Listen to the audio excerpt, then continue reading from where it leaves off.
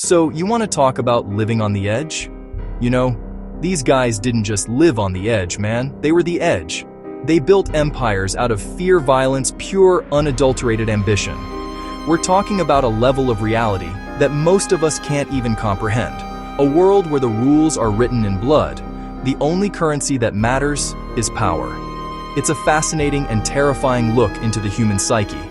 What drives a person to completely disregard the laws of society and carve out their own kingdom? It's not just about the money. It's about control. It's about being the apex predator in a concrete jungle. But here's the crazy part. The part that gets me every time. For every single one of these titans of the underworld, the end was just as savage as their rise. You can't build a throne on a mountain of skulls and expect to die peacefully in your sleep. It's a law of nature, a karmic boomerang you can't outrun. No matter how fast your car is or how many bodyguards you have, the same violence they used to get to the top eventually came back to claim them. It's brutal, poetic justice, almost Shakespearean. We're gonna pull back the curtain on these legends, not to glorify them, but to understand the whole insane picture. We'll look at the empires they built, the chaos they unleashed, the brutal, inevitable price they paid. Let's start with the big one, the guy whose name is basically a synonym for gangster, Al Capone. When you picture him, you see the pinstripe suit, the fedora, the cigar, the undisputed king of 1920s Chicago. But that's not where his story ends. The final image of Capone is a shell of that man, his mind rotted by syphilis, fishing in his pool in Florida, a confused, broken relic.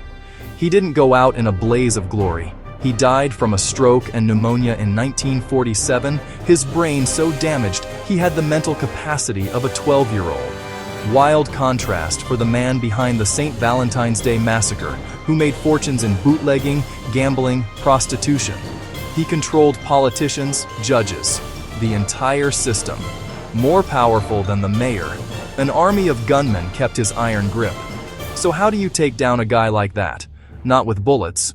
With paperwork, tax evasion, the pen, not the sword. He was sentenced to 11 years in federal prison, ended up in Alcatraz, and that's where the real decline started. The power he commanded on the streets meant nothing in there. He was just another inmate. He was shanked. His health deteriorated. Neurosyphilis ate away at his brain. By release, the formidable Al Capone was gone. Just a ghost.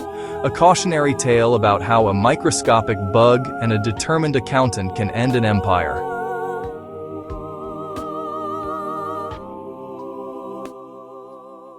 It's gonna be a wild ride. Now, let's talk about a more modern kind of kingpin. A guy who loved the cameras as much as the power. John Gotti. The Dapper Don. The Teflon Don.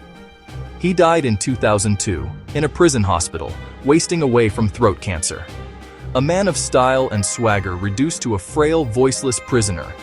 He beat the rap time and time again, laughed in the face of the government, until he couldn't beat the final boss.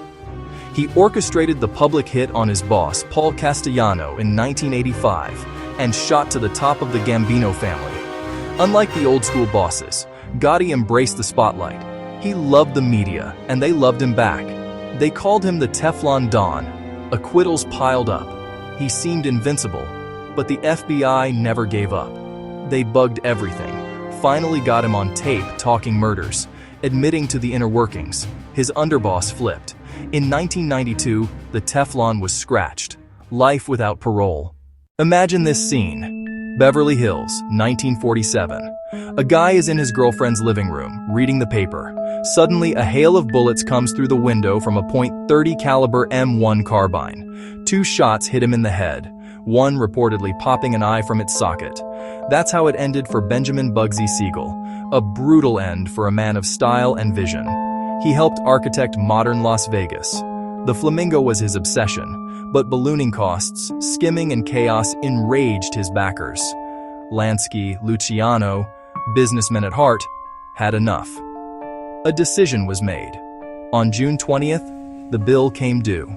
Minutes later, associates walked into the Flamingo and took control. Siegel was the visionary.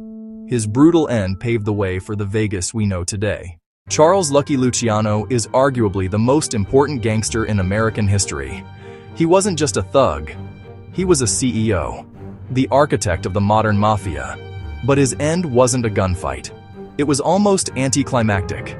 In 1962, at the Naples airport, about to meet a movie producer, he collapsed.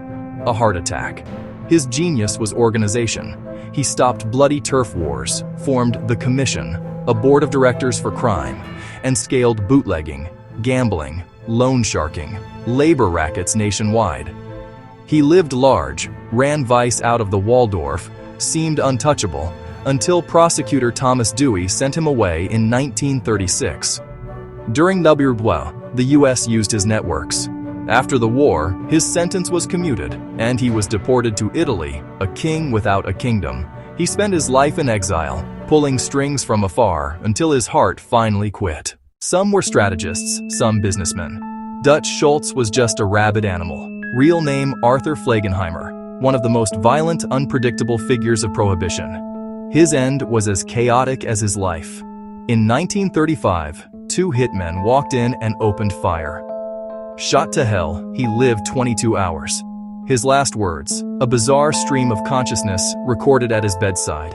He clawed to the top through brutality, kidnapping and torturing rivals, infamous for temper and greed. After Prohibition, he muscled into Harlem numbers, making enemies everywhere, including within Luciano's structure. Cornered by prosecutor Thomas Dewey, he sought permission to kill him. The commission said no, then sanctioned the hit on Schultz to stop a war. This is a different kind of story. It's not about a criminal empire, it's about a legend. Bonnie Parker and Clyde Barrow. Their end is one of the most famous in American history. May 23, 1934. A dusty road in Louisiana. Their Ford V8 rolls into an ambush. Before they can react, a storm of gunfire. Over 130 rounds tear through the car. The romance, the rebellion, ended in a split second of overwhelming violence. They weren't masterminds, small-time crooks who became larger than life in the Great Depression. The media turned them into celebrities. Some saw Robin Hoods, despite killings, including at least 9 officers. After a deadly prison break, authorities planned meticulously. The posse emptied rifles, shotguns, pistols. Clyde died instantly. Bonnie screamed as bullets hit. Here's a mindbender. James Whitey Bulger, the Winter Hill boss, a ghost in South Boston for decades. In 2018, at 89, he was beaten to death after a transfer. Rolled into a corner in his wheelchair. Pummeled with a padlock and a sock. Assailants tried to gouge his eyes out. The terror of a city died in a cage. He was an FBI informant, feeding handler John Connolly against the rival mafia. Protected, tipped off, he ran drugs, extorted, killed, on the FBI payroll. A colossal scandal. He ruled by fear. People disappeared. Tipped before indictment in 1994, he vanished. 16 years on the run. Caught in 2011 in Santa Monica. Convicted. Corruption exposed. Sentenced to life, where it should have ended. But prison has its own code. Snitches aren't welcome. And it was violently enforced.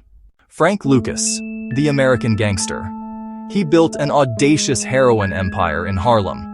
He died in 2019, 88 of natural causes, a quiet end for a man who brought death to NYC streets. His genius was logistics, cutting out the mafia, importing from Southeast Asia. He claimed false bottom coffins from Vietnam flights. Blue magic was purer and cheaper. At his peak, $1 million a day. A quiet country boy posing as a conservative businessman, owning property, rubbing shoulders with celebrities and politicians. Detective Richie Roberts built the case. A 1975 raid brought his empire down. 70-year sentence. Then he flipped, giving up corrupt cops and dealers, leading to dozens of convictions. Sentence slashed, in out and out. He lived his final decades free. A paradox. Drug lord and star witness. So there you have it, 8 stories of immense power, ambition, and brutal finality. It's a crazy pattern, isn't it? Whether it's a bullet, a disease, a prison shank, or the slow decay of exile, the bill always comes due. They reshaped cities, created economies of vice, and became legends, on foundations of sand. The same ruthlessness that gets you to the top makes you a target above and below. It's unsustainable. The arrogance of Gotti, the vision of Siegel, the organizational genius of Luciano, the rage of Schultz, complex humans making unimaginable choices. In the end, empires crumble, families are destroyed, names become synonymous with crime. Final moments, lonely, violent, pathetic. Close the ledger. Before you go, subscribe, like, and tap the bell.